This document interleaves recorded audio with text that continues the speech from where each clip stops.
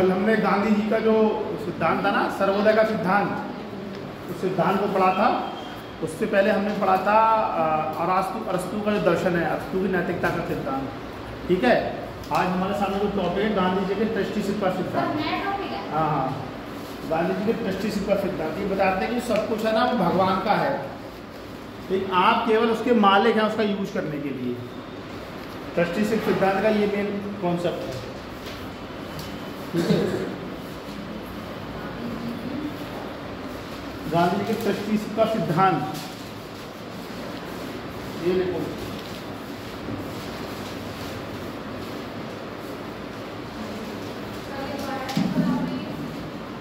है सर्वोदय लिखवाया है ना। गांधी जी के ट्रस्टीशिप का सिद्धांत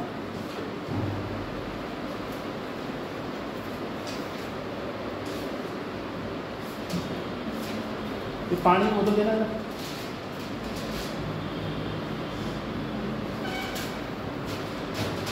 देखो इसमें जल्दी से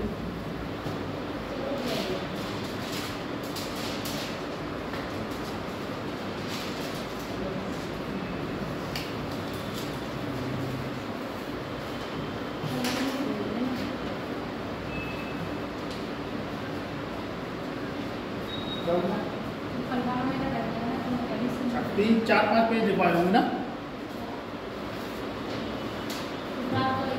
हाँ, सुकरात का लिखाया था, गांधी जी के सर्वोदय का सिद्धांत लिखवाया था।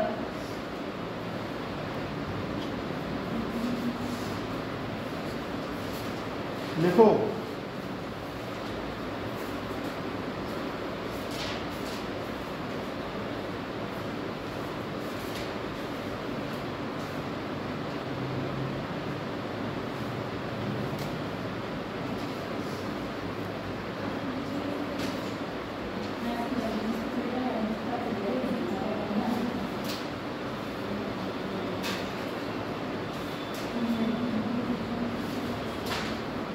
देखो गांधी जी के ट्रस्टीशिप का सिद्धांत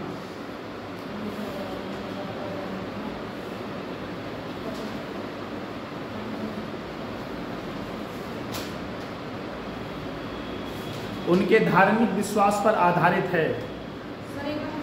गांधी जी के ट्रस्टीशिप का सिद्धांत, हाँ वो पूरा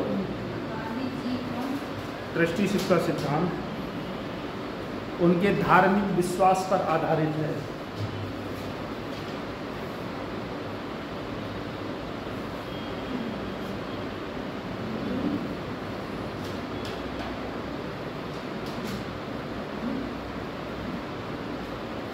विश्वास पे आधारित है। उनके अनुसार सब कुछ भगवान का है।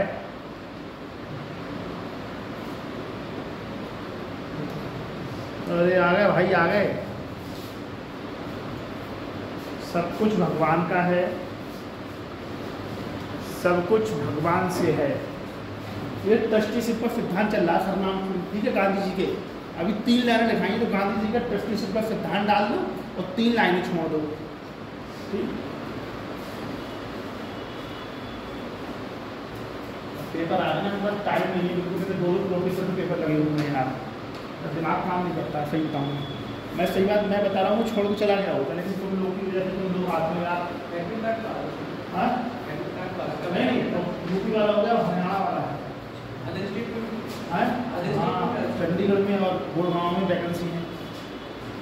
मैं इसीलिए मैं छोड़ के चला गया। तुम सही बता रहा हूँ ईमानदारी से।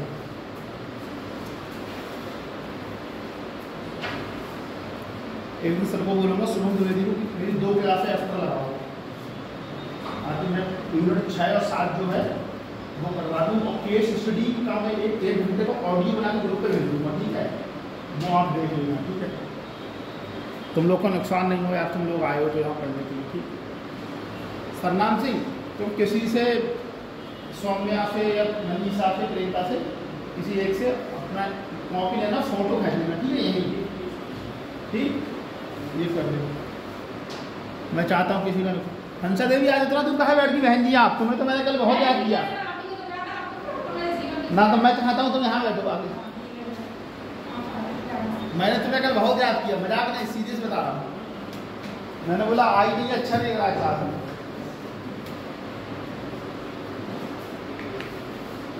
क्लास में जो खूब बोलता है वो नहीं आता, तो तुम पढ़ाते रहो, तुम्हारा क्लास में मजा नहीं आ रहा। तुम बहुत ही सच्चे दिल की लड़की हो तुम, मैं तुमको इतना बता देता हूँ बात। 3 दिन बाद में चला जाऊँगा।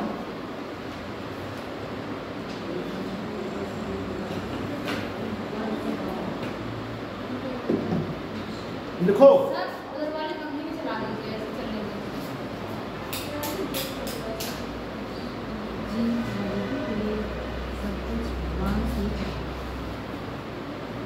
सब फरमान से उठो लेते बैठ गए सरमा। जल्दी जल्दी जल्दी जल्दी 3 लाइनें छोड़ के लिखना शुरू करो, क्योंकि ऐसा सबको आता रहेगा तो क्लास ऐसी खत्म हो जाएगी मेरी।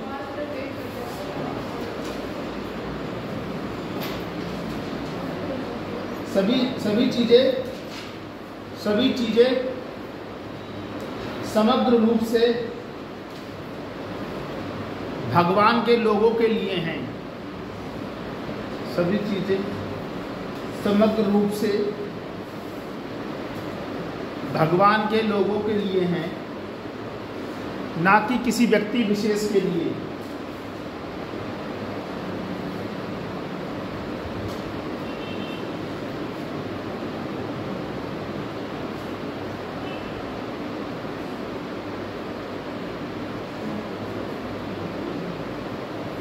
जब किसी व्यक्ति के पास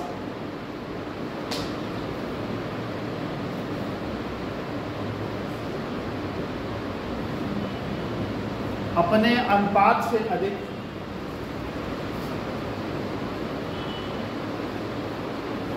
भौतिक संपत्ति होती है,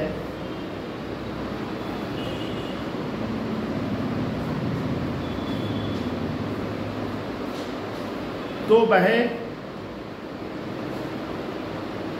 भगवान के लोगों के लिए उस साधन का ट्रस्टी बन जाता है। जब किसी व्यक्ति के पास अपने हिस्से से अधिक संपत्ति होती है तो वह उन लोगों के लिए ट्रस्टी बन जाता है। ट्रस्टी? हाँ, ट्रस्टी मतलब कि तुम इसको रेगुलेट करोगे, धन तुम दोगे, तुम काम है, तुम में ठीक है चालू हो, तुम्हारा काम है, तुम उसमें नियंत्रण रखोगे, लेकिन वो तुम्हारी है नहीं। समझ रही हो मेरे कहने का मतलब ये है। देखो गांधी जी, साथी जल्दी जल्दी बिल्कुल कभी दौड़ के बैठ जाना है।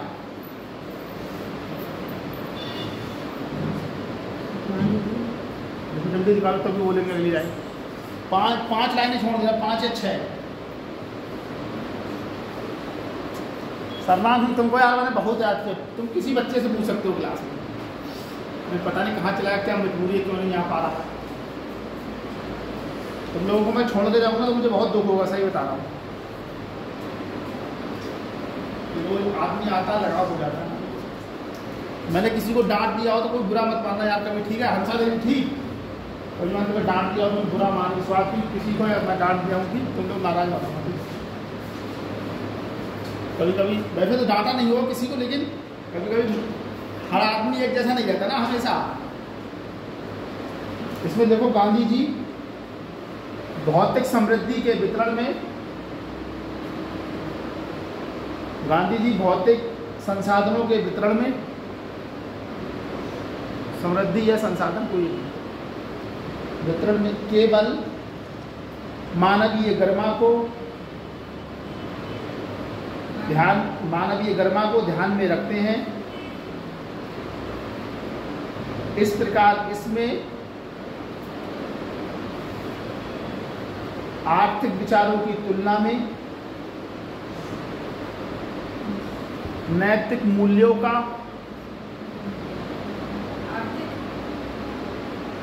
आर्थिक विचारों की तुलना में नैतिक मूल्यों का अधिक प्रभुत्व है।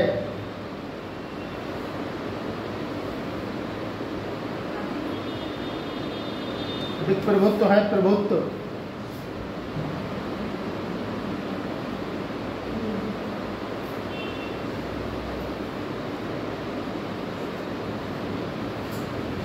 ये वर्तमान सामाजिक व्यवस्था की असमानताओं, ये वर्तमान में सामाजिक व्यवस्थाओं की असमानताओं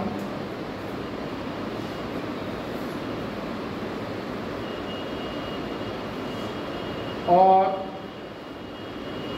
विशेषाधिकारों से उत्पन्न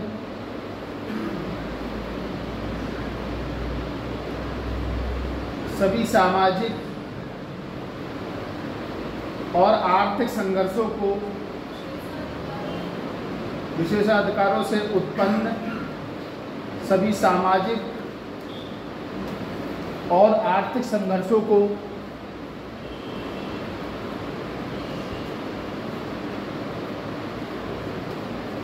हल करने का एक अहिंसक तरीका है।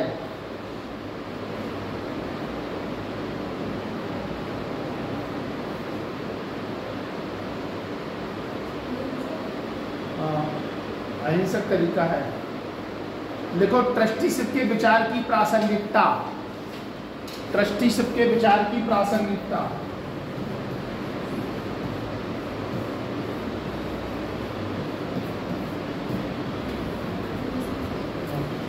बैठो सौम्य जल्दी से।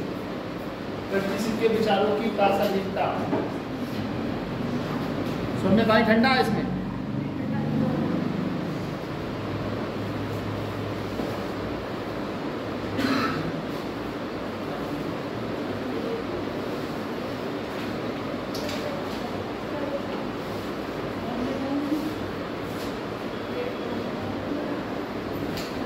पहला पॉइंट लिखो विद्यमान असमानता। इसमें लिखो पहला पॉइंट विद्यमान असमानता।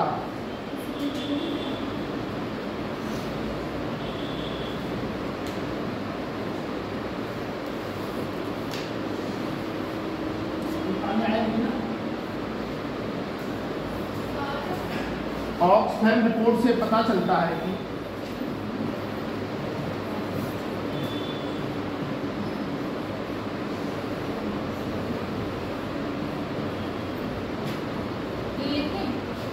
ऑक्सफैम रिपोर्ट से पता चलता है। हाँ, विद्यमान असमानता में इसमें वो ऑक्सफैम रिपोर्ट से पता चलता है।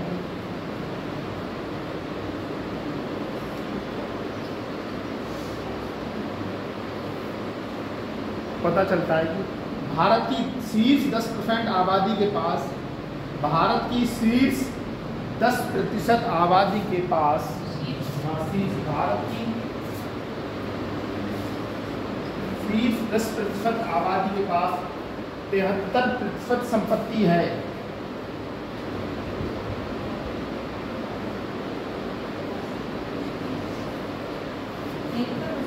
संपत्ति है। अगला पॉइंट लिखो पर्यावरण का क्षरण।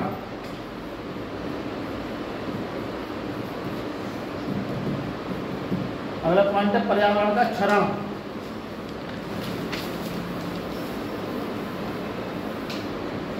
ठीक है।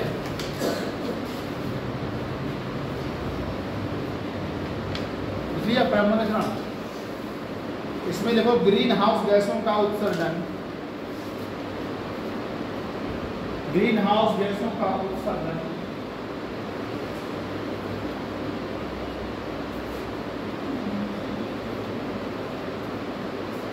वैश्विक जलवायु को प्रभावित कर रहा है।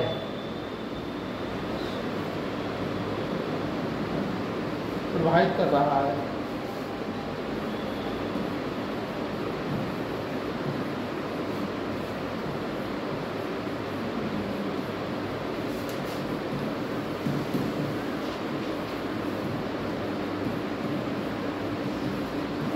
प्रभावित कर रहा है तथा विभिन्न विनाशकारी आपदाओं तथा विभिन्न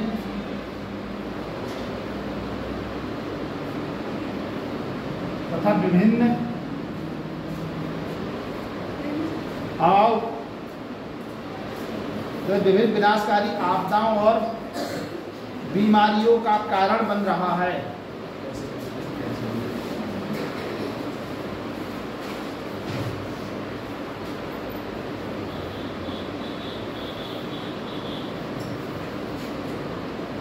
अरे नो हटा ही देती हूँ।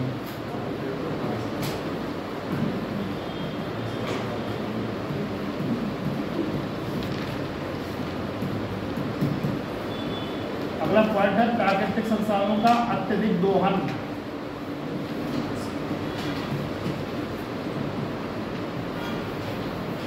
प्राकृतिक संसाधनों का अत्यधिक 8-9 लाइनें छोड़ देना, ये टॉपिक डालो प्राकृतिक संसाधनों का अत्यधिक दोहन। 8-9 लाइनें, 10 छोड़ दो, बड़ा बड़ा लिखते हो तो पेज छोड़ दो, एक पेज छोड़ दो। इधर दिखाना बहन जी, हाँ एक पेज छोड़ो पूरा, क्योंकि मैं उसके क्वेश्चन डाल रहा हूँ। उसमें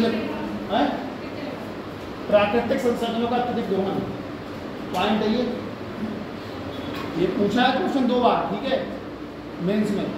देखो खनिज तेल गैस और कोयला, खनिज तेल गैस और कोयला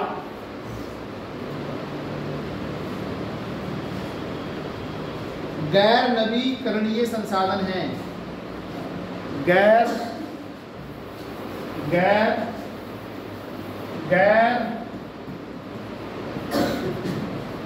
नवीकरणीय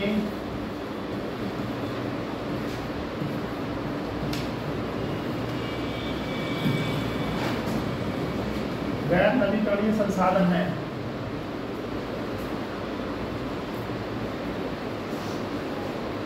अर्जुन नहीं आई, सानिया नहीं आई, और कौन नहीं आया?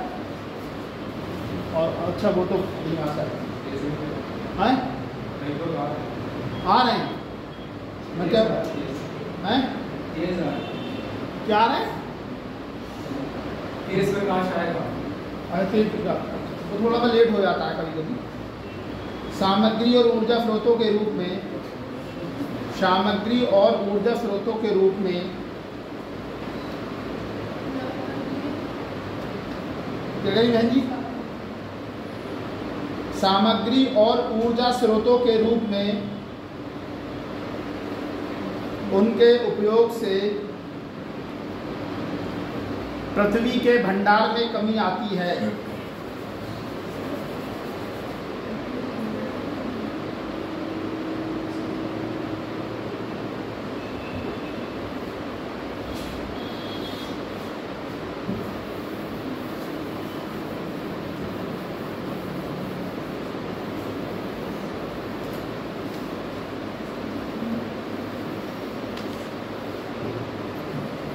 आगे टॉपिक है ट्रस्टीशिप, विभिन्न चुनौतियों का समाधान प्रस्तुत करता है।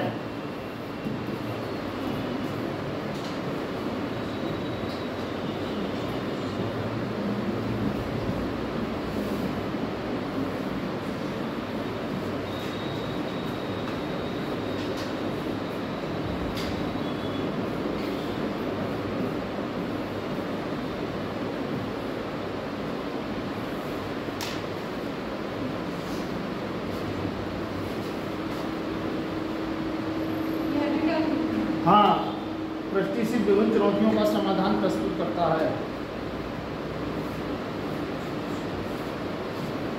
इसमें पहला बिंदु है टिकाऊ उपभोग।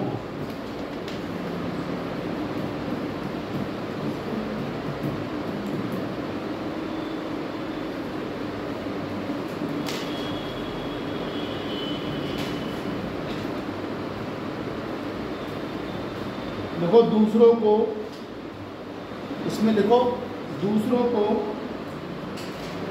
नुकसान पहुंचाए बिना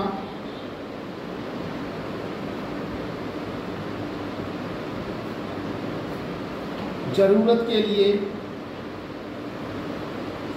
पर्याप्त उपभोग करना। जल्दी बैठो, 1.5 पे छोड़ देना, 1.5 पे छोड़ देना। देखिए दूसरा पॉइंट है प्राकृतिक संसाधनों का दोहन। देखो प्राकृतिक संसाधनों का दोहन हेडिंग है, मतलब पॉइंट प्राकृतिक संसाधनों का दोहन। इसमें देखो प्रकृति द्वारा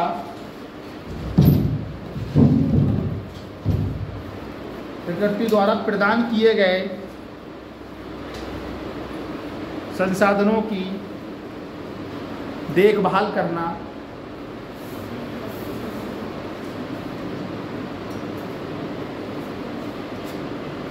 संसाधनों की देखभाल करना। अगला पॉइंट है श्रम की गरिमा।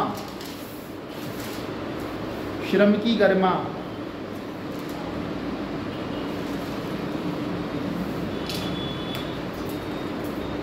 लिखो सभ्य न्यूनतम जीवन यापन, सभ्य न्यूनतम जीवन यापन, सभ्य सभ्य है लिखा जाएगा सभ्य, सभ्य न्यूनतम जीवन यापन, मजदूरी और जीवन यापन, मजदूरी और मानवीय कार्य स्थिति, मानवीय कार्य स्थिति सुनिश्चित करना है। पत्रकार जी तुरंत बिल्कुल तीव्र गति से वंदे भारत की स्पीड से बैठ जाओ।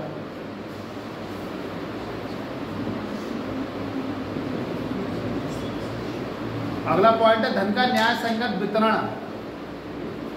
अगला पॉइंट है धन का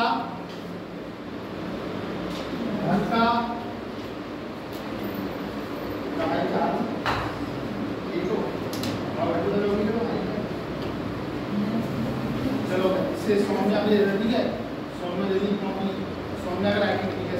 एक लड़की और आज वो आई नहीं इतने दिनों से, तो सौम्या का काफी मतलब और ये थी अरे बहन जी, बहन काफी तुम्हारी ऐसे कलर को बना दी नहीं है, चाहे पूछे चाहे सौम्या। और ये हंसा देनी है नहीं, ये देती देनी है, ये तीन लड़कियां हैं, लगती तो सभी अच्छा है, लेकिन थोड़ा फोन में फोटो आ जाए, प्रिंट अच्छा निकल जाए उसका किसी एक से, ठीक है। आए धन का न्याय संगत वितरण, वंचितों के सामाजिक कल्याण का, वंचितों के सामाजिक कल्याण का ध्यान रखना अमीरों की नैतिक जिम्मेदारी है। हाँ हाँ, वंचितों के सामाजिक कल्याण का, वंचितों के सामाजिक कल्याण का ध्यान रखना अमीरों की नैतिक जिम्मेदारी है। भारत में पहल, नया टॉपिक, मतलब इसी में लिखना भारत में पहल नहीं, भारत में पहल एक टॉपिक है, जैसे ये है ऐसे इसका भारत में पहल, इसी में पॉइंट है, बड़ा पॉइंट भारत में पहल। लिखो जल्दी इसके अंतर्गत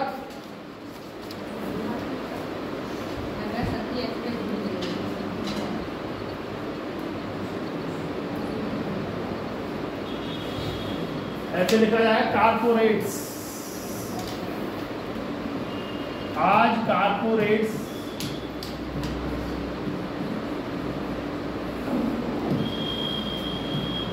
आज कारपोरेट्स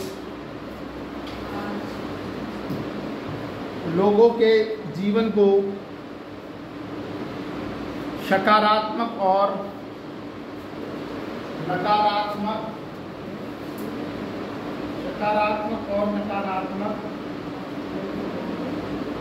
दोनों तरीके से प्रभावित कर रहे हैं।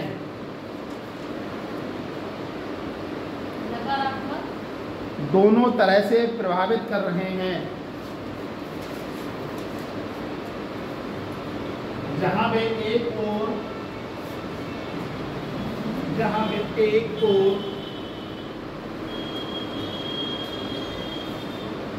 रोजगार और आर्थिक विकास प्रदान करते हैं, वहीं दूसरी ओर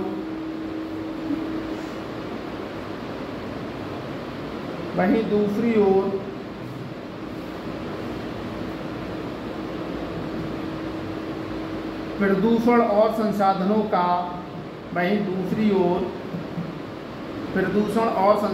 का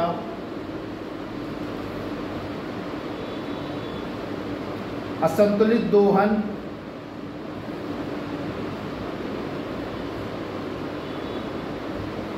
जैसे अन्य बाहरी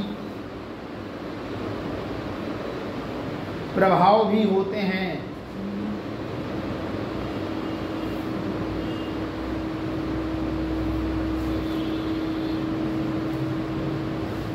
व्यवसायियों और उद्योगपतियों के पास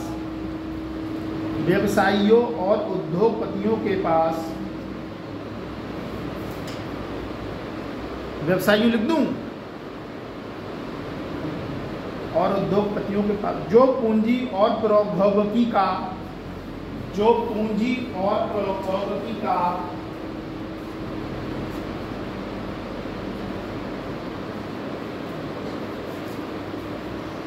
विशाल भंडार है,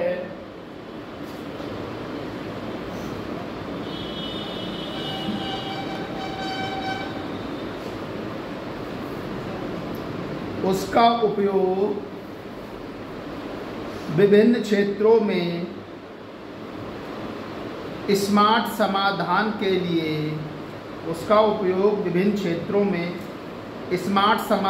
के लिए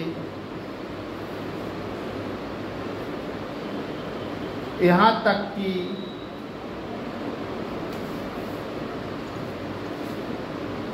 स्वास्थ्य, शिक्षा और स्वच्छता में सुधार के लिए किया जा सकता है।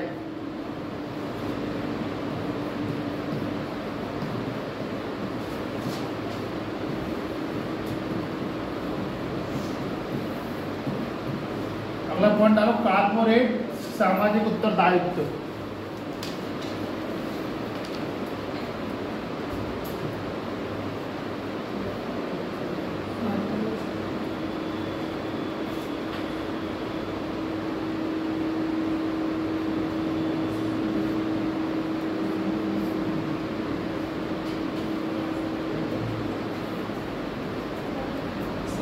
यह न्यायपूर्ण समाज के निर्माण और असमानताओं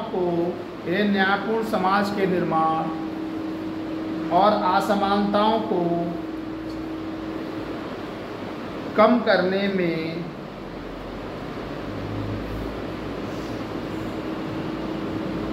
उच्च वर्ग की भागीदारी को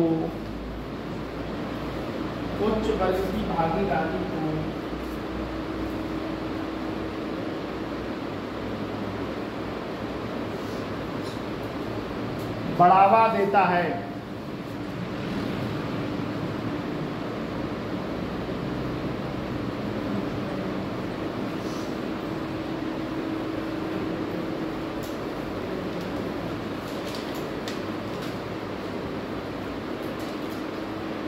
कॉर्पोरेट सामाजिक उत्तरदायित्व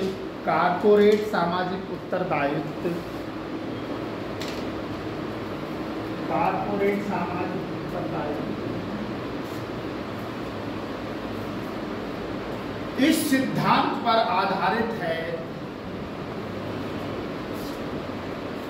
सिद्धांत पर आधारित है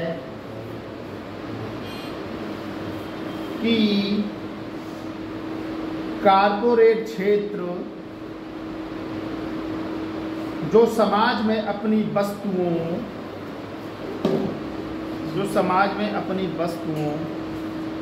और सेवाओं की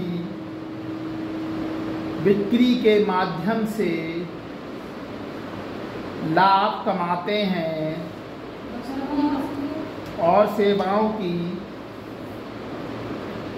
बिक्री के माध्यम से लाभ कमाते हैं उनकी भी इसके प्रति कुछ जिम्मेदारी है।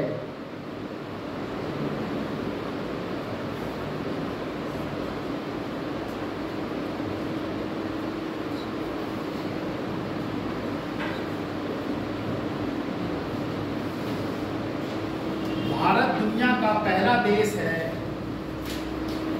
भारत दुनिया का पहला देश है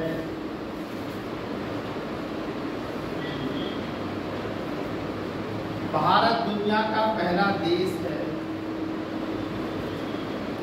भारत दुनिया का पहला देश है जिसने कंपनी अधिनियम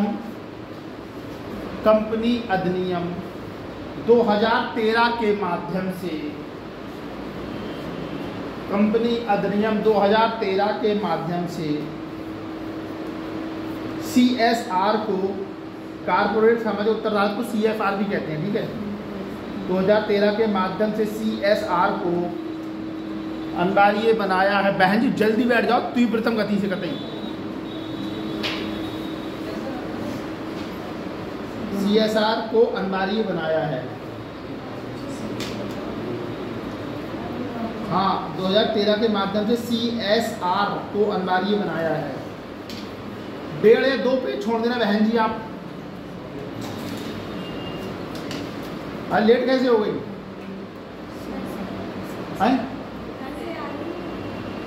घर से आ रही हो? पूरनपुर, वो बीसलपुर है? तुम्हें तो बताया था पूरनपुर रहती हूँ। तुम्हें तो बता रही थी पूरनपुर रहती हूँ मैं। बीसलपुर। अच्छा, तो घर चले गई कल?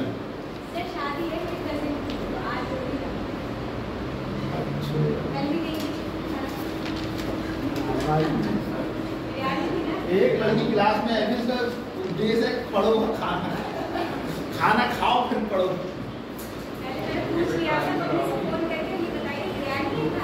अच्छा, तो अब बिरयानी के लिए मैं इलाहाबाद चली जाऊँगा।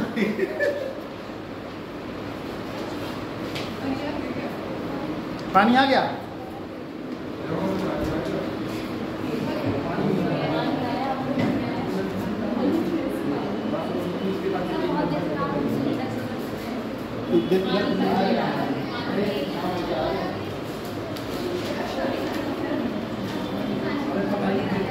भाई साहब तीव्रतम गति से आइए और द्रुततम गति से जाइए।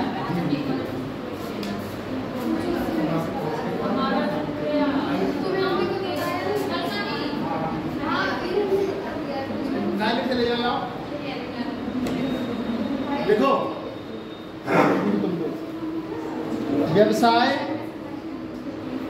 व्यवसाय, हाँ व्यवसाय, इसीलिए आगे व्यवसाय अपने मुनाफे को शिक्षा, गरीबी, लैंगिक समानता,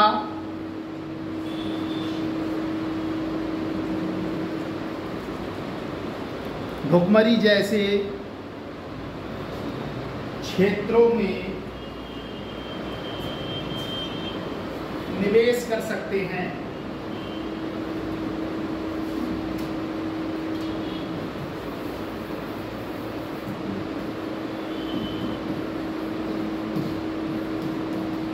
अगला पॉइंट है कैंपा निधि योगदान।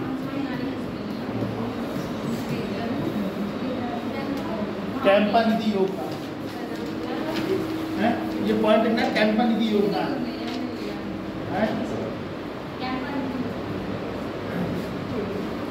2002 में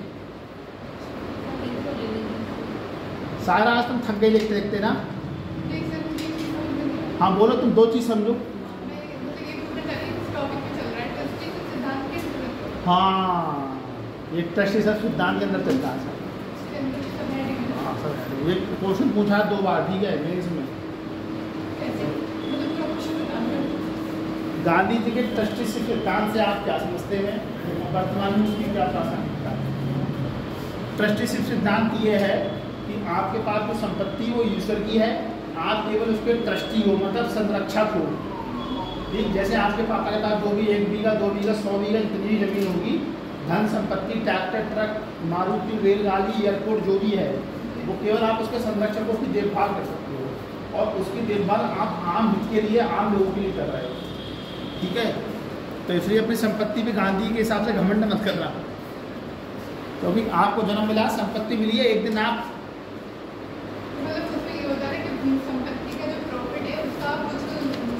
हाँ, गरीबी, स्वास्थ्य, शिक्षा, पढ़ाई लिखाई, जैसे आपके पापा कहें कि मैं गरीब गांव की सभी लड़कियों के लिए जो पीलीभीत जा रही उनके लिए बस चलाना चाहता हूँ, तो वो ट्रस्टीशिप के सिद्धांत का पालन करना है।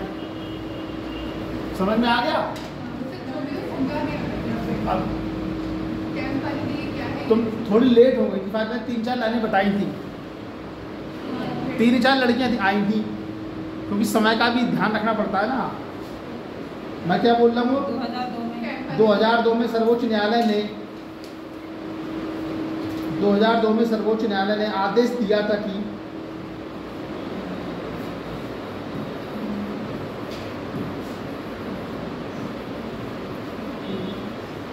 प्रतिपूरक वनीकरण निधि, प्रतिपूरक वनीकरण निधि, ये लिखा हुआ है, प्रतिपूरक वनीकरण निधि बनाई जाए जिससे प्रतिपूरक वनीकरण और भूमि के जिससे प्रतिपूरक वनीकरण और भूमि के शुद्ध वर्तमान मूल्य के लिए सभी योगदान जमा किए जाएं, सभी योगदान जमा किए जाएं।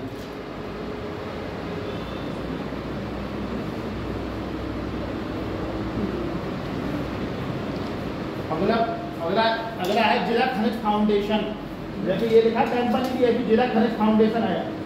अगला पॉइंट अरे मिनटों में आया,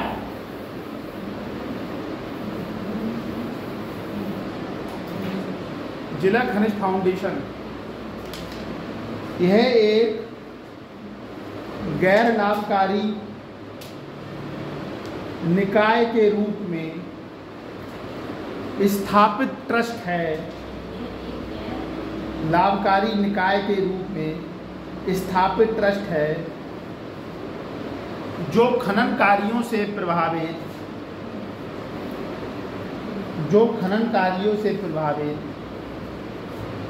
जिलों में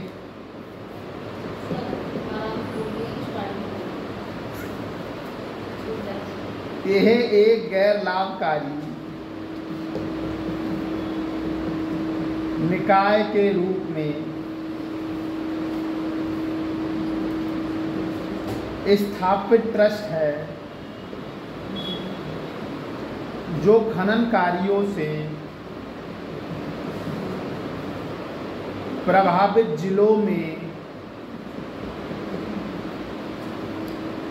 खनन संबंधी कार्यों से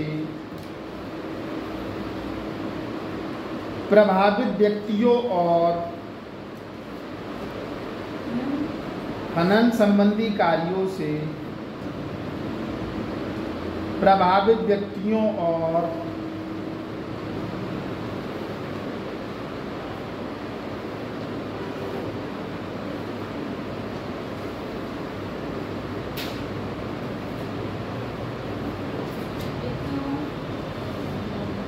क्षेत्रों के लिए, क्षेत्रों के हित और लाभ के लिए, क्षेत्रों के हित और लाभ के लिए काम करता है।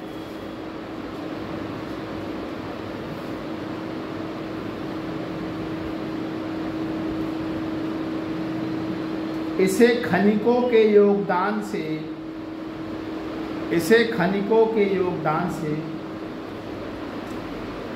वित्त पोषित किया जाता है।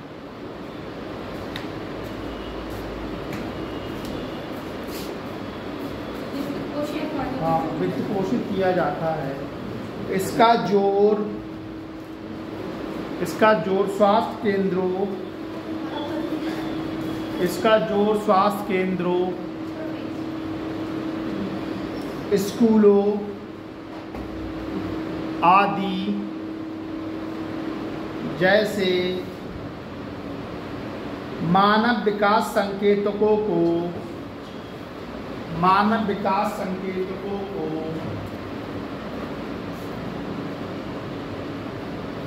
बेहतर बनाने के लिए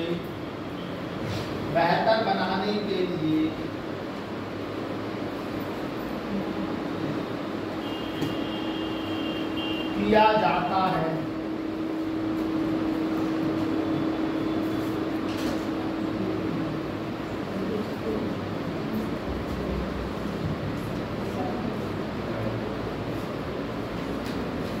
इस प्रकार ट्रस्टीशिप के गांधी विचार का मूल, ट्रस्टीशिप के गांधीवादी विचार का मूल, ट्रस्टीशिप के गांधीवादी विचार का मूल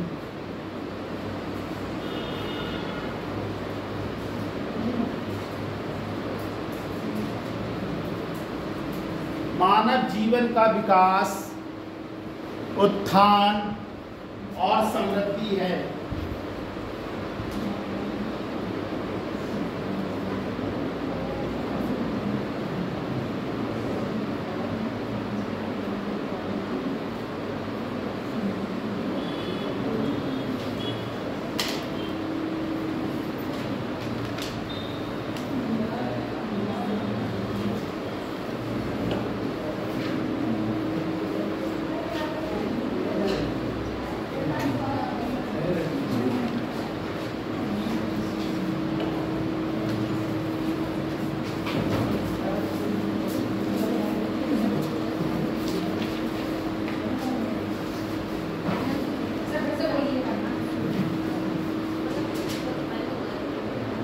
मानव जीवन का विकास, उत्थान और समृद्धि है। ठीक, ये टॉपिक खत्म हो गया। अगला टॉपिक है गांधी जी के 7 पाप का सिद्धांत। गांधी जी के अनुसार 7 घातक पाप। क्या तो पाप पड़ेगा? पाप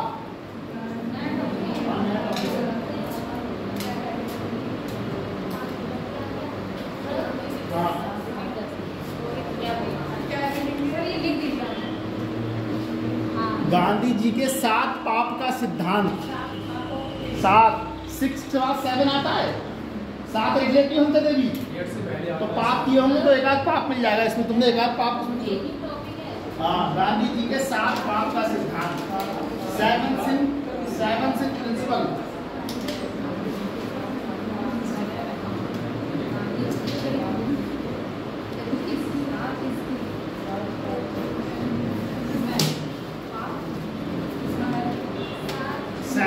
थ्योरी 7 पाप, 7 लिख लिया, फिर आगे पाप लिखो, फिर सिद्धांत लिखो। अब मुझे लिखना ही पड़ेगा।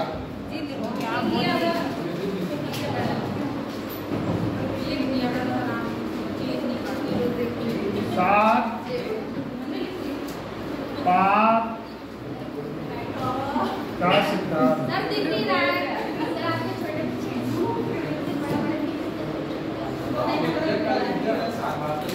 नहीं दिख रहा? कोई बात नहीं, कोई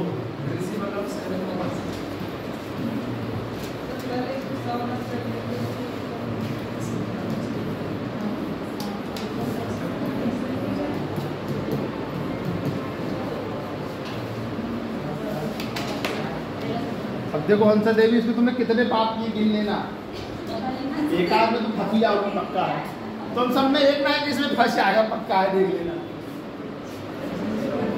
सौम्य तुम भी फंसने वाली हो किसी एक में, अब देख लो किसमें फंस रही है। तुम भी तेज प्रकाश ही देख लेना, इसमें एक बचोगे नहीं किसी की वजह से।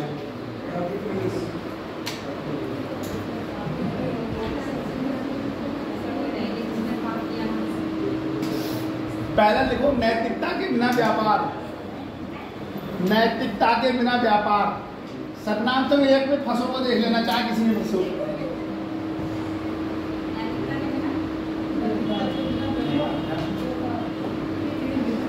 सर आप क्या था लिखवाएंगे या फिर सिर्फ पॉइंट ही लिखवाएंगे? इसके आगे लिखवाएंगे, ये पॉइंट है, इसके आगे लिखवाएंगे। ये हेडिंग है। हाँ ये हेडिंग है। नैतिकता का बिना बहन जी क्यों उदास हो तुम इतना? हंसा करो। नैतिकता के बिना व्यापार, इसमें लिखो बिक्री और खरीद के लिए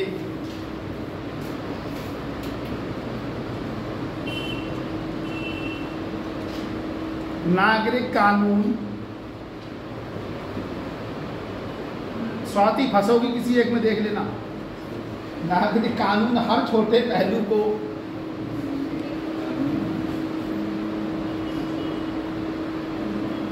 परिभाषित नहीं कर सकता है।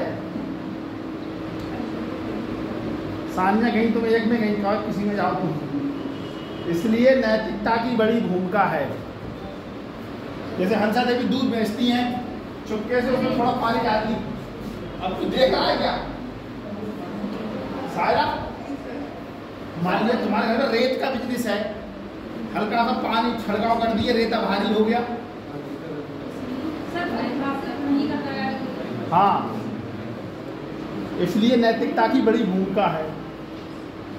स्वाति देवी तुम्हारे घर पर रेत का बिजनेस है, तुमने सोचा अरे रेता सूख रहा है दूध से, तुमने टंकी चला दी उसके ऊपर, रेता फेंक दिया, रेता भारी हो गया।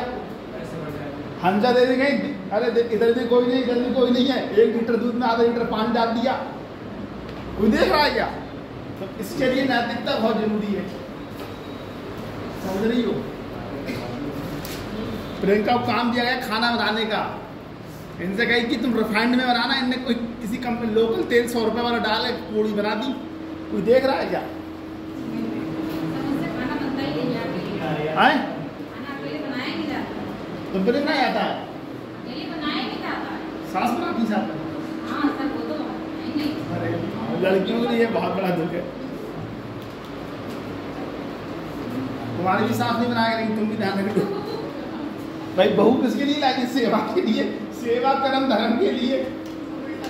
अब आज भाई देखो कल वो कौन वाले सरंग लिख रहे थे दूसरे सरंग के ग्रुप में, अजीत दोले की वो कहते रोटी नहीं बनाना क्या, ऐसे करके कुछ लिख रहे, दिखा दे रहा हूँ।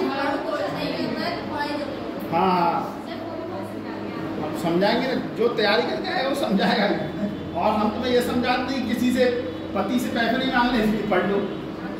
कोई चीज़ पसंद आ गई मार्केट में, मान लीजिए साझा को बिरयानी खाने का मन है, पैसा है नहीं जेब में, अजी दे दो पैसे, 500 रुपये दे दो, बिरयानी खानी है मेरे को।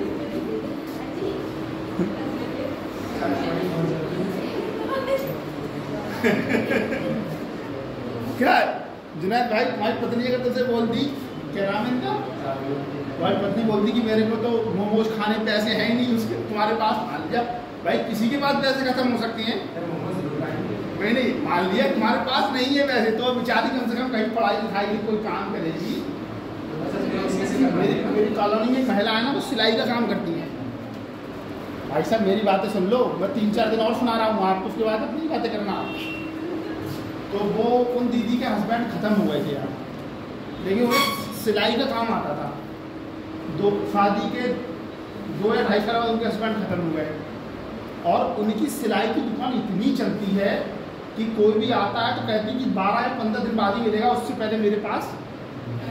वो कम पैसे में बढ़िया कपड़े सिलती हैं, मतलब उनके पास वो नहीं है समय की, और किसी और को रखती नहीं है काम पे। वो जैसे नहीं होता कि कुछ लोग बटन लगाने का काम है, कुछ नहीं कहता मैं सारा काम अपने से करूँगी, ताकि कोई गलती हो तो तुम मेरे से ही कहोगी आगे, ये नहीं कि मैं कि बटन वाले ने बटन खराब लगा दिए, चैन खराब लगा, वो सारा काम अपने से करती है। और मैंने पूछा कि दीदी 1 महीने में कितना इनकम आपका हो जाता है? बोली भैया सही से काम करते तो 75-80 हज़ार रुपये में महीने की हो जाती है। इतना सिलाई का बढ़िया काम सब लोगों का। नौकरी फैल कर दी उनने। हाँ कोई भी काम, तुम अरे जो गांव में जो कारकून का काम नहीं होता है, वो हल्के हल्के सितारे हीरा मोती जड़ना, धोती साड़ी सूट पे, उससे भी लड़कियाँ आराम से 10-10, 15-15 हज़ार रुपये कमा लेती हैं।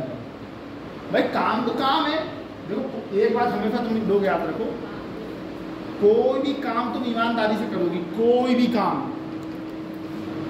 तो तुम्हें उसका लाभ मिलेगा और तुम्हारा मन संतुष्ट रहेगा। और कोई बड़ा काम चोरी के साथ करोगी, बेईमानी के साथ करोगी, तो उसमें तुम्हें ना मन ठीक रहेगा, कभी कोलेस्ट्रॉल बढ़ जाएगा, कभी बीपी की दिक्कत, कभी शुगर की दिक्कत। समझ लो, ईमानदारी से किए गए काम में हमेशा बरकत होती है, जीवन में याद रखना। कल एक महिला थी, एक लड़की, उसकी वो बेचारी अंधी थी, उसकी मम्मी पापा, अरे वो यार मुझे याद नहीं, जब मैं पढ़ रहा था उसी पे, उसको मैंने स्क्रीन पर, बहन जी जल्दी से बैठ जाओ, आपके पास पता ही समय नहीं, मेरे पास बहुत है। तो क्या हुआ कि वो बेचारी अंधी थी, उसके माता पिता डाल गए उसे स्टेशन के पास, गाड़ी रात में थी, वो देख नहीं पाती थी, तो जिस कुली ने उसको उठाया तो उसने अनाथालय उसको भेज दिया। लेकिन भाई बड़ी होगी ना 2-3 साल की जब, तो पढ़ने में बहुत तेज थी वो, जो ब्लाइंड लोगों की पढ़ाई जो सिखाया जाता है। हाँ हाँ,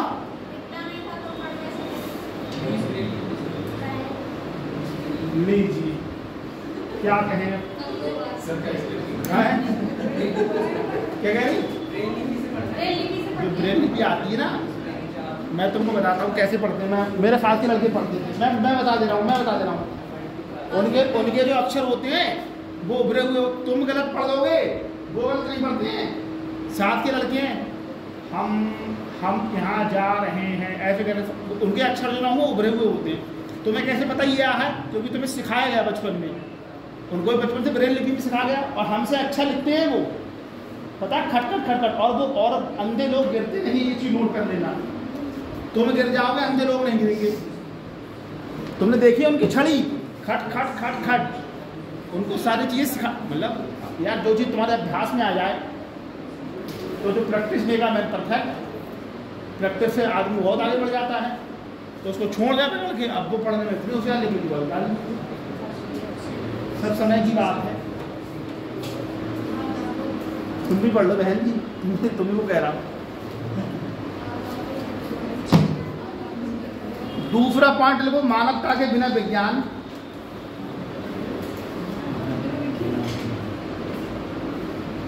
मनुष्य को विज्ञान का गुलाम नहीं बनना चाहिए। मानवता के बिना विज्ञान, इसमें लिखो, मनुष्य को विज्ञान का गुलाम नहीं बनना चाहिए।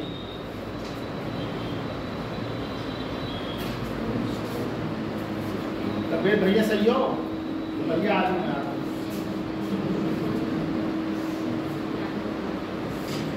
पॉइंट नंबर 3 लिखो, त्याग रहित धर्म। त्याग रहित धर्म,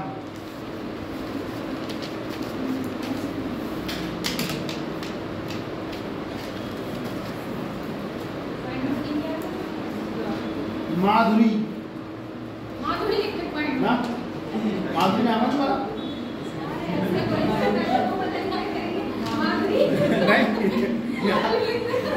अब मैं उसका नाम याद कर रहा था, उसका मुझे याद नहीं आया यार। 2 अक्षरों का नाम, उसका मुझे इतना पता है। 2 अक्षर मतलब क्या नाम, क्या नाम? लाची, लालची, लांची, लांची ना, लांची, तुम लिख के दिखाओ। हिंदी में लांसी, चलो उत्तर लाइन सप्तर लाइन होता लांसी, नाम याद, लांसी का नाम बताता हूँ, और सबका नाम याद है, इनका नाम याद नहीं, बहन जी का। खुशबू है, कह रहा हूँ उनका नाम याद नहीं है। अब वो आती नहीं है, देर से आती बेचारी, पता नहीं घर पे क्या दिक्कत है, क्यों नहीं आ पा रही टाइम से। तीसरा, त्याग रहित धर्म। इसमें लिखो, धर्म आंतरिक शांति का माध्यम है। धर्म आंतरिक शांति का माध्यम है। धर्म के नाम पर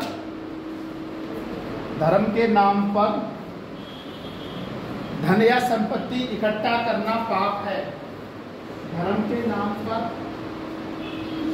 धन या संपत्ति इकट्ठा करना पाप है। अब तुम बताओ, तुम लोग मंदिर मस्जिद जाते हो, गुरुद्वारे, जहाँ जाते हो ना तुम लोग?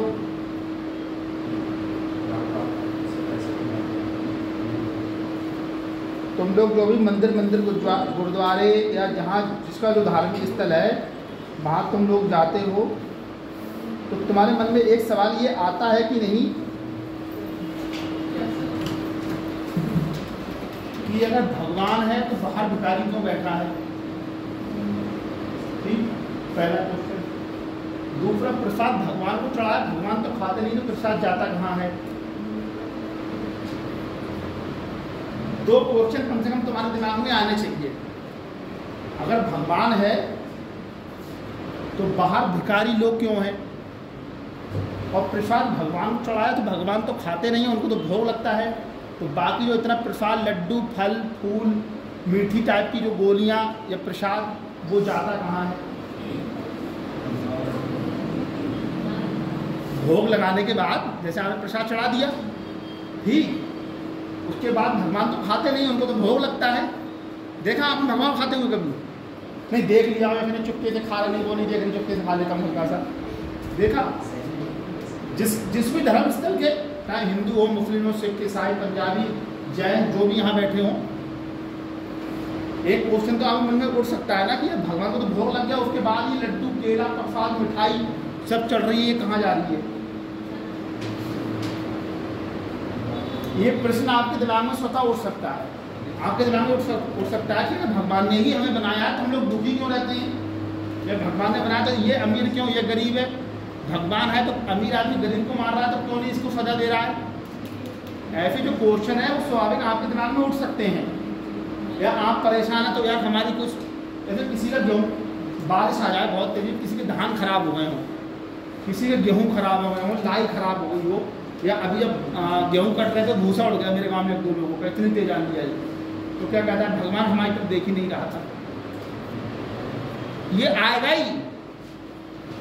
जैसे आप मुस्लिम हो, आपके यहाँ कोई दिक्कत हो गई कि अल्लाह थोड़ा सा रहम करो, दया करो, आप बोलोगे, क्योंकि आपको एक जो ईश्वरीय शक्ति है, एक श्रद्धा है, उसको आपको सिखाया गया है कि कोई है जिसने आपको बनाया है, ठीक।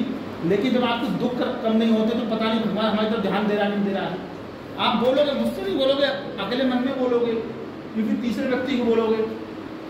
जैसे आपने पूजा की है, भगवान की नौकरी लग जाए और आपकी नहीं लगी, तो फिर आप क्या करोगे? भगवान है कि नहीं?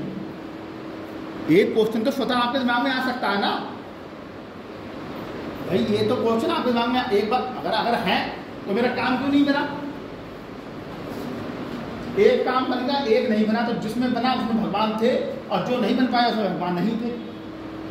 भाई ये तो तर्क से आप सोच सकते हो ना। मार्टिन लूथर ने जब बोला कि चर्च ये सब बेकार की चीज़ें हैं, ये जो पोप है ये सब फर्जी है, अगर ईश्वर ने हमें बनाया तो वो हमको देख रहा होगा, ये वो कि तुम प्रायश्चित पत्र ले लो, इंडोलेंस जिसे बोला जाता है, कि तुम कितना भी पाप कियो इनको खरीद लो बिक्री पत्रों को, तो तुम्हारा सब कुछ माफ हो जाएगा। उसने बोला ये सब बेकार की बातें, ये सब कूड़ा करकट है। अगर ईश्वर मुझे देख रहा है तो सीधे मेरे पास है, वो मेरे कर्म के सिद्धांत से मुझे जज करेगा। उसके लिए मुझे कोई प्रसाद चढ़ाने की, कोई प्रायश्चित पत्र खरीदने की, या चर्च में जो पोप बैठते हैं उनके पास जाने की कोई ज़रूरत नहीं है। आप दो सर, अगर भगवान नहीं है तो लोग कहते हैं इस पे भूत है, तो वहाँ जाके सही हो जाता है, ये क्या है? सुनो ना, अब तुम, मैं कह रहा हूँ तर्क करना अलग चीज़ है, उत्तर करना अलग बात है। ये तो तुमको अपने स्तर से तोड़ना, मैं तुमसे पूछ रहा हूँ ना, मैं तो तुम्हें बता रहा हूँ कि तुम किसी चीज़ को सकारात्मक और नकारात्मक चीज़ से देख सकती हो, ठीक है। जैसे तुम्हारी शादी हो गई, ठीक, तुम एक टीचर, तुम एक प्राइमरी की टीचर बन गई, तुम आ रही हो काम करके आ रही हो, हारी थकी जा रही हो, तुम इतनी थक जा रही हो तुमसे खाना नहीं बन रहा है।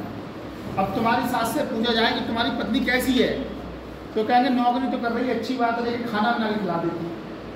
नौकरी कर रही है, सकारात्मक पक्ष है, खाना बना के नहीं खिला रही है, नकारात्मक पक्ष है तुम्हारा, ठीक है। तुम तोड़ो ना उसको अपने स्तर से, मुझसे थोड़ी पूछोगे। उसमें कर्म का सिद्धांत, श्रद्धा का सिद्धांत सब आ जाता है अपने से। अगर ये सब चीज़ें हैं तो उसको तुम्हें तर्क पे, श्रद्धा पे, विश्वास पे, सब पे तोड़ के देखना है ना भाई। 3-4 किसी भी चीज़ को समझने के ना कहते हैं बहुआयामी, मल्टी डायमेंशन, सामाजिक पहलू, आर्थिक पहलू, राजनीतिक पहलू, धार्मिक पहलू, सांस्कृतिक पहलू, एक चीज़ के तो कई पॉइंट होते हैं ना।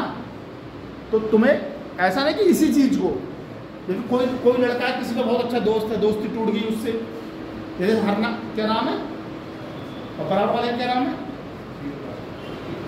वीरपाल भाई। तुम दोनों की बहुत अच्छी दोस्ती थी। वीरपाल की एक लड़की गर्लफ्रेंड बन गई, तुम्हें छोड़ दिया इसने। मतलब पेज के लिए मत कहो, जो तुम्हारे सामने बैठा उसके लिए कहो ना। अच्छा, वो ज्यादा अच्छा नहीं, उसने बताया था तेज प्रकाश, चूंकि उसी ने बताया था, मैंने तेज प्रकाश नहीं आया तो उसने बताया तेज प्रकाश आएगा। इसका मतलब है कि तेज प्रकाश से उसकी बात हुई थी भाई। इसने जावेद भाई तो नहीं बताया कि तेज प्रकाश नहीं आएगा, उसने बताया क्योंकि उसका पक्का दोस्त है भाई। कैसे बता दिया? इन दोनों की आपस में बात हुई होगी कि मैं आऊंगा, मैं नहीं आऊंगा ना, तभी तो बता दिया उसने। तो अपने आप से किसी चीज को तोल के देखना चाहिए। समझे क्या लिखवाया मैंने? हाँ, इसमें अगला पॉइंट देखो, त्याग के बिना आंतरिक शांति प्राप्त नहीं की जा सकती। त्याग के बिना आंतरिक शांति प्राप्त नहीं की जा सकती।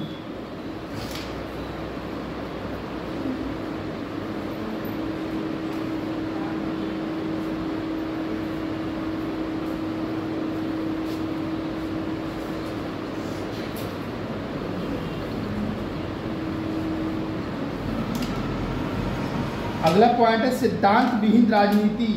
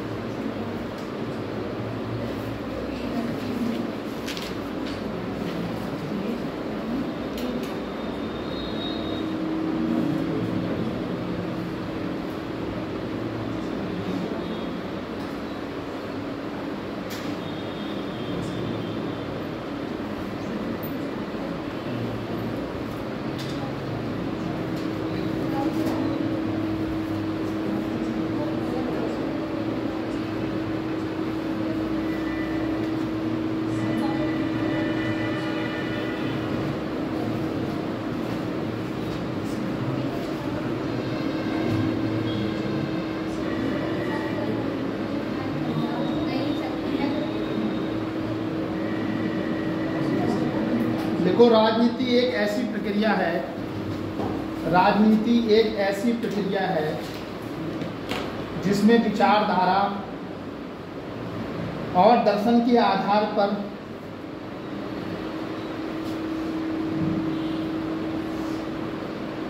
मानवीय महत्व की बात उठाई जाती है।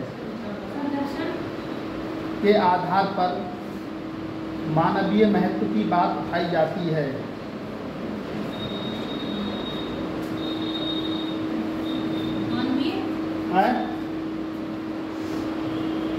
मानवीय महत्व की बात उठाई जाती है।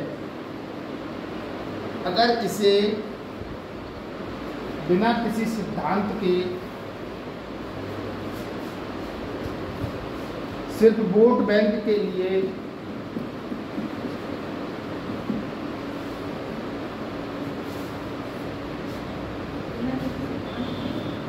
सिद्धांत के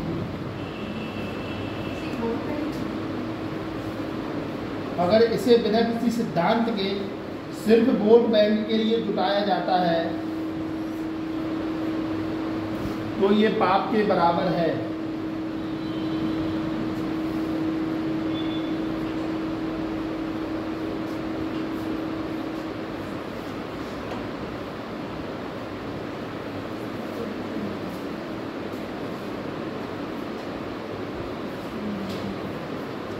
तो ये पाप के बराबर है, लिख लिया। यही कारण है कि गांधी जी ने आज़ादी के बाद कांग्रेस को खत्म करने की सलाह दी।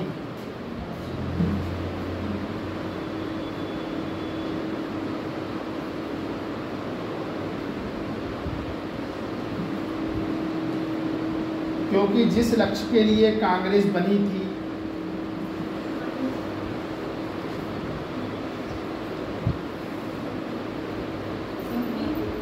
जिस लक्ष्य के लिए कांग्रेस बनी थी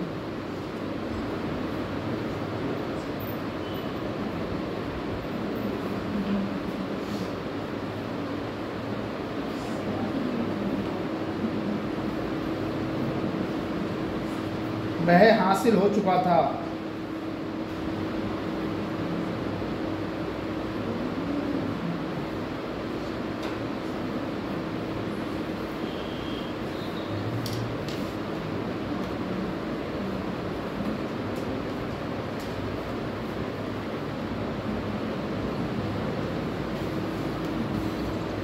अगला पॉइंट है चरित्र विहीन ज्ञान।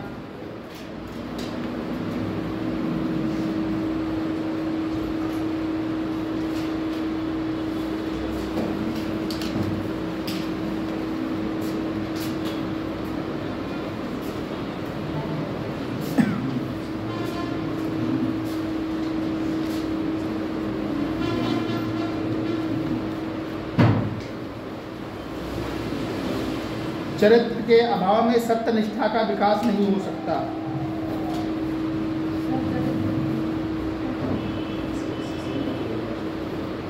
चरित्र के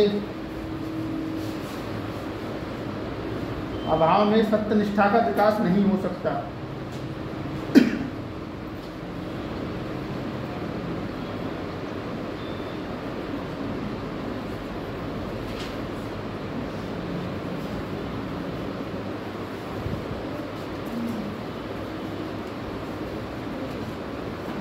बेहतर चरित्र व्यक्ति में नैतिक शक्ति उत्पन्न करता है। बेहतर चरित्र व्यक्ति में नैतिक शक्ति उत्पन्न करता है।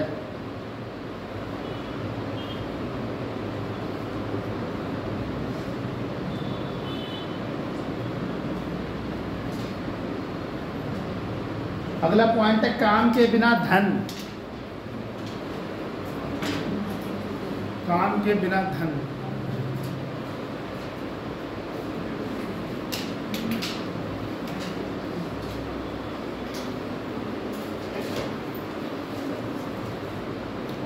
धरती पर प्रकृति का स्वामित्व है।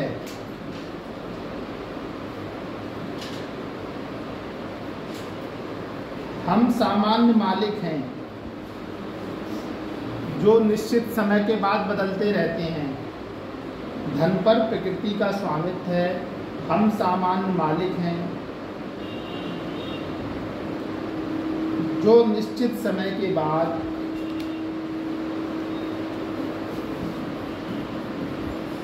बदलते रहते हैं।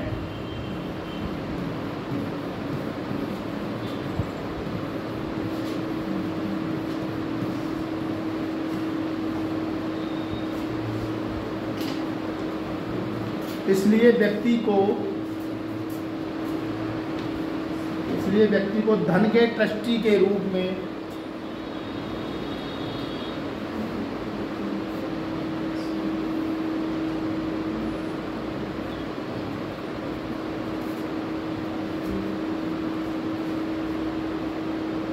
कार्य करना चाहिए।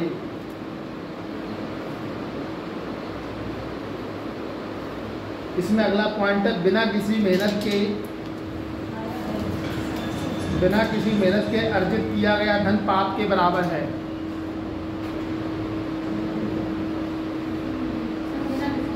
बिना किसी मेहनत के अर्जित किया गया धन पाप के बराबर है।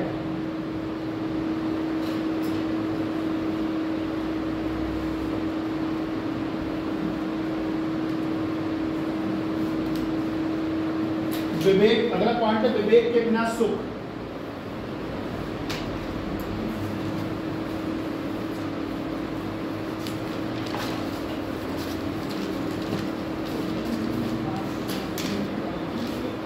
इसमें देखो शारीरिक सुख वास्तविक सुख नहीं है। शारीरिक सुख वास्तविक सुख नहीं है।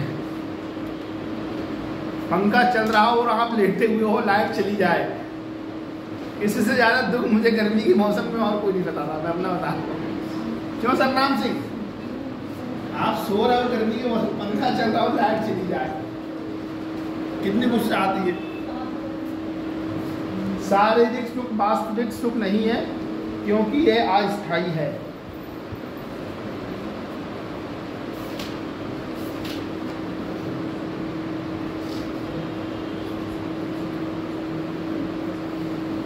अब ये हेडिंग डालो, 10 पॉइंट लिखो जल्दी से। सत्य, अहिंसा, सत्य, अपरिग्रह, गांधी जी के 1-10 व्रत, ये हेडिंग डालो। नया टॉपिक है ये, गांधी जी के 1-10 व्रत। कौन कौन से देखो, पहले लिखो सत्य, दूसरा लिखो अहिंसा, तीसरा लिखो आस्तिक,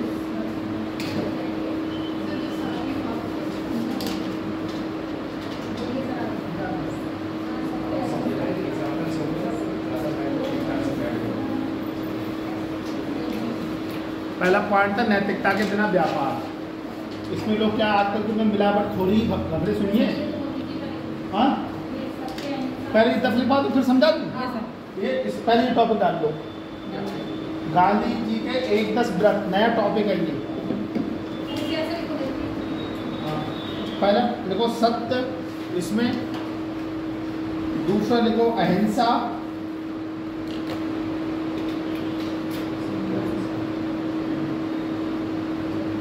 तीसरा लिखो अस्ते, अस्ते,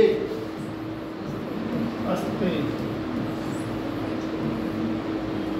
अस्ते, चौथा लिखो अपरिग्रह। तुम लोगों ने नामांकन करा लिया नए सत्र के लिए? करा लिया? नए सत्र के लिए नहीं कराया नामांकन, क्यों? और फिर डेट खत्म हुई तब? हाँ, अरे ले लो फार्म, नामांकन का पता लगी जगह खत्म हो जाए फिर तुम आओ। 5वां पॉइंट है ब्रह्मचर्य।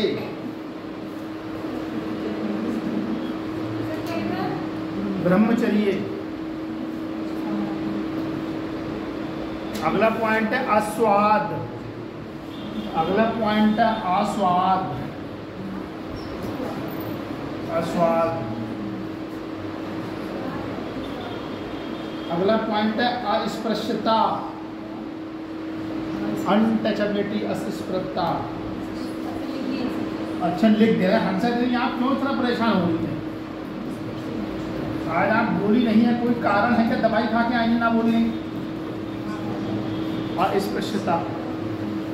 अगला पॉइंट है निवारण।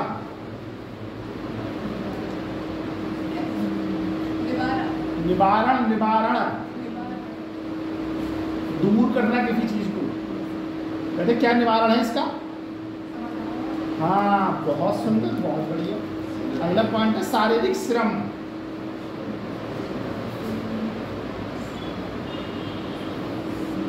अगला पॉइंट है अभय। अभय कोई अभय भारती थे ना क्लास में? पॉइंट है इसी में। और अगला पॉइंट 11वां सर्वधर्म संभाव एवं स्वदेशी। सर्वधर्म संभाव एवं स्वदेशी।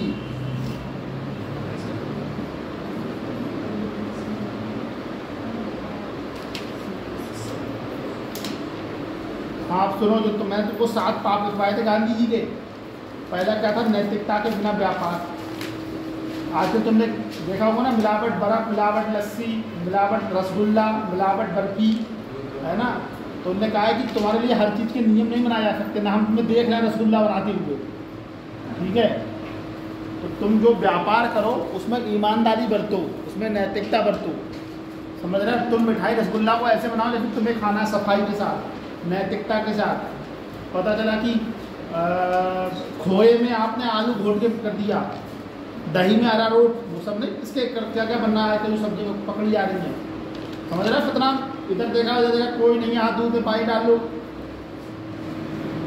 कर रहे हो ना सतनाम सिंह ऐसा? कभी कभी घर पे ही आदमी कर लेता, भाई दूध कहाँ, बच्चे हैं छोटे छोटे, पिलाना क्या करे, गरीब आदमी है, तो दोनों में थोड़ा थोड़ा दूध में पानी डाल के खोला काम चला लेता, क्या करे भाई।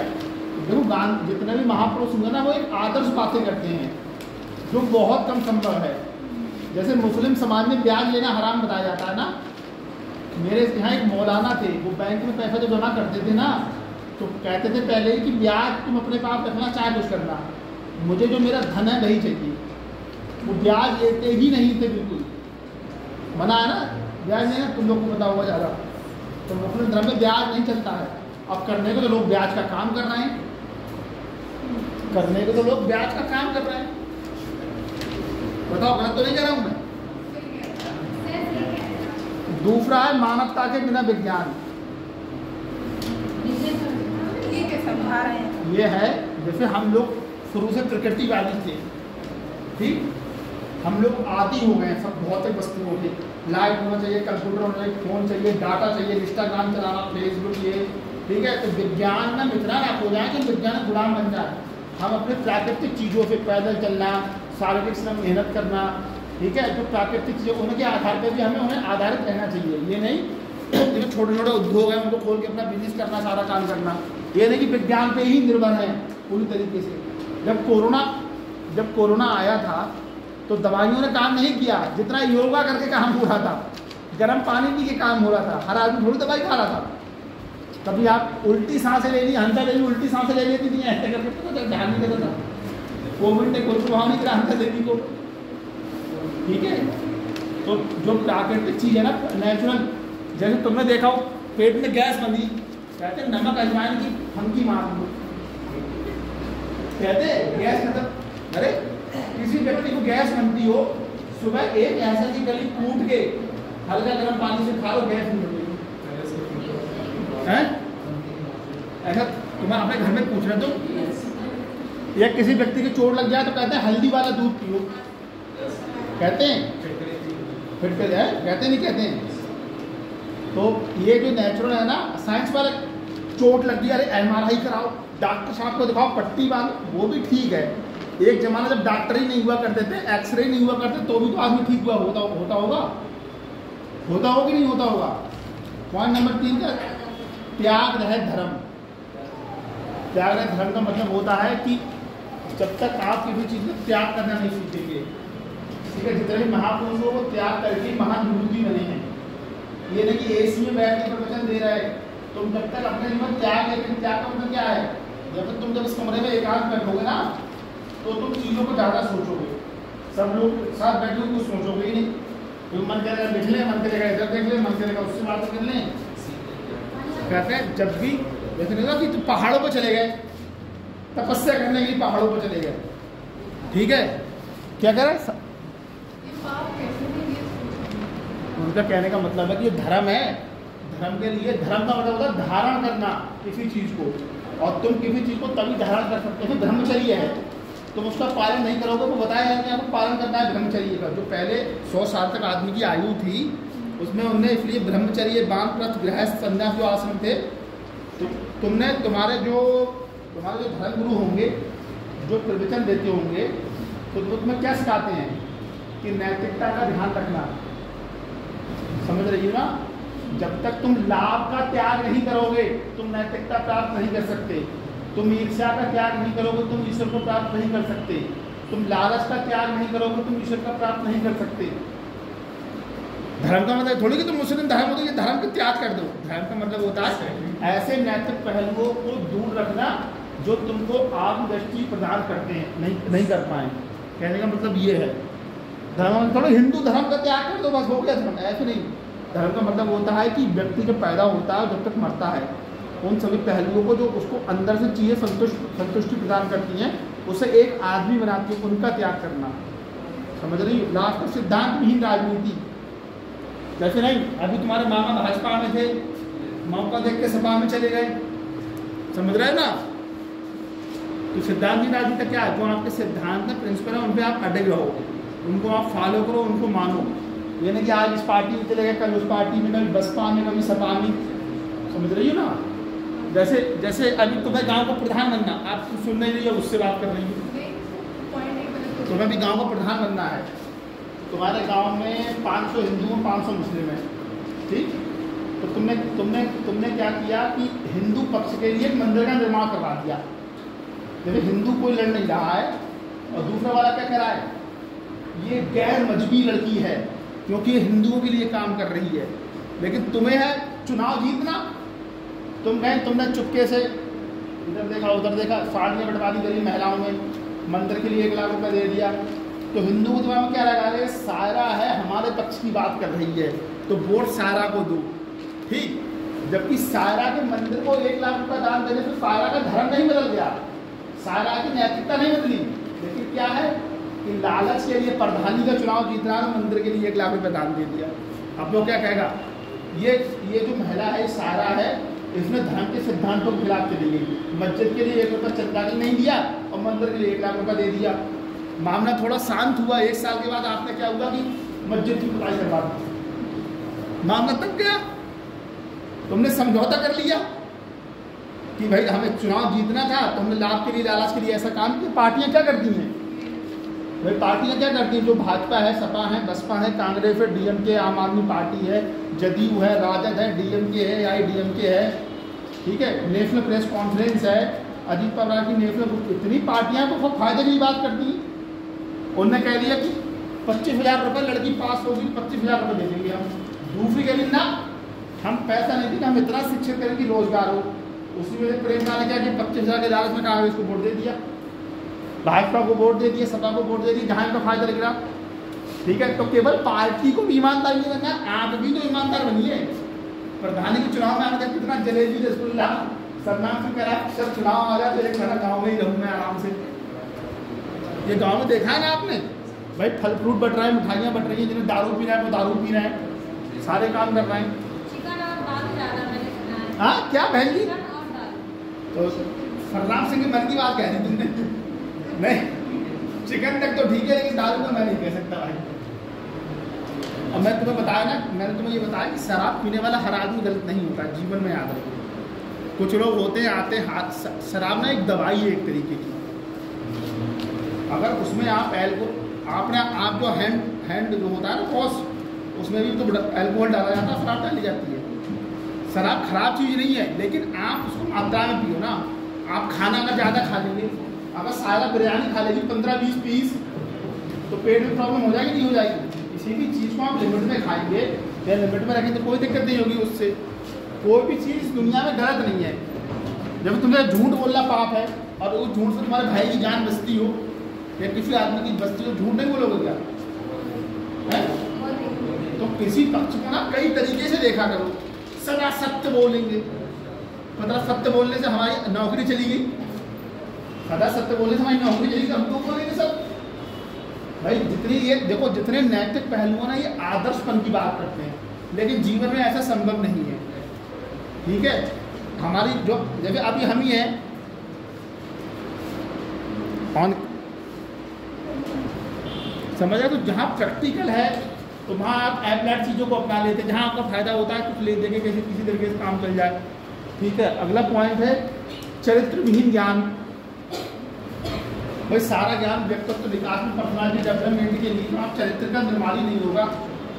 जैसे गाँव में कोई लड़का छेड़खानी का मामला करते तो सब लोग उसको बुरी नज़र से देखते हैं और लड़कियाँ तो देखती हैं। एक बार मैं तुमको बताऊँ क्या हुआ कि मेरी तरफ एक पीपल है, तो मैं रोज़ सुबह योगा करने जाता था वहाँ पे, तो 3 लड़कियाँ मतलब 9-10 में होंगी, तो वहाँ थोड़ा सा जंगल टाइप हो एरिया। तो क्या था ना कि मैं सुबह वो मास्क लगा के जाता था कि ऐसी हमारी हुआ। अब वो लड़कियों ने जब मुझे देखा, क्योंकि मैं ब्लैक कुर्ता पहना हुआ था, अब उन्हें दौड़ लगाना शुरू कर दिया। भाई डरेंगी बच्चियाँ जो 9-10 में पढ़ रही हैं, ठीक। और ऊपर से मैं सांस छोड़ रहा था आवाज़ के साथ, तो वो डर गई पकड़ के। तो आगे चाचा थे, बोले कैसे बात हुआ रही, बोली अगर उधर से कोई लड़का आ रहा है, जैसे लग रहा है कि बदमाश टाइप में, गुंडा टाइप में, तो चाचा उधर वो हमारा भतीजा रोज योग करने जाता है। आप तो अब उनमें से जो एक लड़की थी, वो हमारे भाभी परिवार में पीछे गाँव में हमारे, वो उनकी भतीजी थी। हमने कहा अरे आप तुम हमको रोज ही देख रही, बोले भैया मैंने काले कपड़े देखे आपके। भाई भरी सुबह काले कपड़ा पहन के ऐसे कर वो घबरा गई पकड़ के। तो सारा खेलना आपके चरित्र का ही है, पर्सनालिटी डेवलपमेंट। आप कहते बहुत भला आदमी है, आपको माजा चोर आदमी भ्रष्ट है, तो क्या है, जब तक आपके व्यक्तित्व का विकास नहीं होगा, नैतिक मूल्यों का समावेश आपके अंदर नहीं होगा। क्योंकि लोग क्या कहते हैं कि आप अच्छा नागरिक बनिए, आप डॉक्टर बनिए, चाहे जो भी बनिए, लेकिन पहले आप एक अच्छे नागरिक बनिए। आपके माता पिता कभी कहते हैं कि नहीं बेटा मौका देकर चोरी कर देना, कभी कहा है कभी कि झूठ बोलना, कहा है कभी किसी के कहा हो? हंसा देवी तुम्हारे पापा ने कि मौका देकर झूठ बोल लेना, कभी नहीं कहा होगा। हमको शुरू से ही एथिक्स सिखाया जाता है बचपन से ही, समझ रहे कि एक अच्छा नागरिक बनिए, एक अच्छे नागरिक अपना जीवन जीजिए, जो आप कर सकते हो समाज के लिए योगदान करिए, समाज के लिए इसलिए योगदान कीजिए क्योंकि समाज में ही आपको रहना है, समाज से ही आपने हंसना सीखना बोलना सब कुछ सीखा है, ठीक है। इसलिए बोलते हैं पर्सनालिटी डेवलपमेंट के लिए। अगला है काम के बिना धन। एक अल्लामा इकबाल है, शायर हैं अल्लामा इकबाल, सुना है? उनकी एक शायरी है, ए ला इलाहे ताहूती उफ रिजिक से मौत अच्छी, जिस रिजिक से आती हो परवाज में कोताही। इसका मतलब जान तो क्या होता है? कोई बता सकता है इसका मतलब? ए ला इलाहे ताहूती उस रिजिक से मौत अच्छी, जिस रिजिक से आती हो परवाज में कोताही। वो ये बोलता है कि हे अल्लाह, मुझे वैसा काम देना चुनना जिससे मैं अपनी मेहनत से अपना पेट भर सकूँ। ऐसा कोई काम जिसमें मैं सता के परेशान करके गरीब मजलूमों को परेशान करके उन्हें पीड़ित करके पैसा कमाऊँ, मुझे ऐसा धन नहीं चाहिए। तो इसलिए उन्होंने बोला, अल्लामा इकबाल बहुत बड़ा नाम है उर्दू का, बहुत मतलब मॉडर्न टाइम में अल्लामा इकबाल जो भी समझा कि दया, उसकी एक शायरी है, दयारे इश्क में तू अपना मकाम पैदा कर, सुकूके लाल ते गुल से कलाम पैदा कर, तेरा तरीका गरीबी नहीं अमीरी है, खुदी ना बेच गरीबी में नाम पैदा कर। समझ रहे? बहुत वो उनकी जो फिलॉसफी है ना, उनकी जो फिलॉसफी अल्लामा इकबाल की, वो इतनी स्ट्रॉन्ग फिलॉसफी है, एक नंबर की। वो अपने मतलब दुनिया को ये संदेश देना चाहते हैं कि जो भी आप करो अपनी शायरी के माध्यम से क्या नैतिकता के साथ पेश आओ, एक अच्छे आदमी बनो इस तरीके से, ठीक है। लास्ट विवेक के बिना सुख। भाई अपना अपना समझना, किसी को एसी अच्छी लगती है, गांव में कहते हैं भैया एसी में बिठा ला, मुझे जुकाम हो जाएगी, अपना पंखा ही सही है तू वाला ऐसे करके देखा गाँव में। और गाँव का आदमी को कम बीमार मिलेगा, इस चीज़ को नोट कर लेना। शहर के आदमी को कोलेस्ट्रॉल की दिक्कत, बीपी की दिक्कत, शुगर की दिक्कत, जुकाम, घुटनों में दर्द, माइग्रेन। अरे भैया मैं सही बता रहा हूँ, गाँव का आदमी बीमार पड़ता है तो 8-10 रुपये गोली में काम चला लेता है, यार ठीक हो जाएगी 2 दिन में। ये देखा हम लोगों ने। शहर में बीमार लोग ज़्यादा रहते हैं क्योंकि भाई ऐसे जीवन है। गांव में मोमोज मिलते हैं, वो तो कोई आदमी आके बेचे तो बच्चे खा रहे हैं, बड़े बूढ़े मोमोज। हमारे मम्मी तो चाउमीन की बहुत बड़ी फैन है, वो तो जब भी शादी में चाउमीन वगैरह आती नहीं खाए हुए, उन्हें इतनी अच्छी लगती है, ठीक है। तो हर आदमी का थोड़ा वो है खाने पीने का, लेकिन तब भी गाँव का आदमी नेचुरल। शहर में क्या है, इंजेक्शन लगाया दूध निकाल रहे हैं, फल सब्जियाँ जो आ रही हैं उनमें इंजेक्शन लगे हुए हैं। गांव में क्या है, जगह खाली, यहाँ लौकी बो दो, तुरैया बो दो, लहसुन काट दिया, प्याज टमाटर मूली कर दी, धनिया कर दिया, सब्जी काट रहे धनिया काट के, बिल्कुल जैविक चीज़ें हैं। शहर में कहा कुछ नहीं है। शहर में मकान बनाने वाले ज़्यादा परेशान है क्योंकि शहर में सर्वाइव करना भी कठिन। भाई शहर में महंगाई बहुत ज़्यादा है। पड़ोस में कहा आपको भूख लगी, पड़ोस में आप चाची के पास चाची थोड़ी सब्जी दे दो। शहर में जिनसे मांगने जाओगे शहर में तुम किसके यहाँ मांगने जाओगे, हमें एक कटोरी सब्जी लाते हैं। गाँव में क्या परिवार होता है, आदमी कुनबा होता है, पड़ोस में गए क्या दाल बनाइए, दीदी थोड़ी सब्जी ले लो, एक कटोरी दाल दे दो।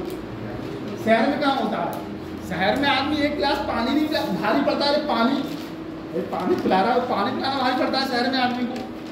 तो गाँव अभी भी सुख के मामले में, विवेक के मामले में बहुत ज़्यादा आगे है। शहर में ज़्यादा परेशानी है उसकी अपेक्षा, क्योंकि शहर का आदमी ना भौतिक बाती प्रवृत्तियों का आदि हो चुका है, गांव का उतना भी नहीं है, ठीक है। ये हो गया आपका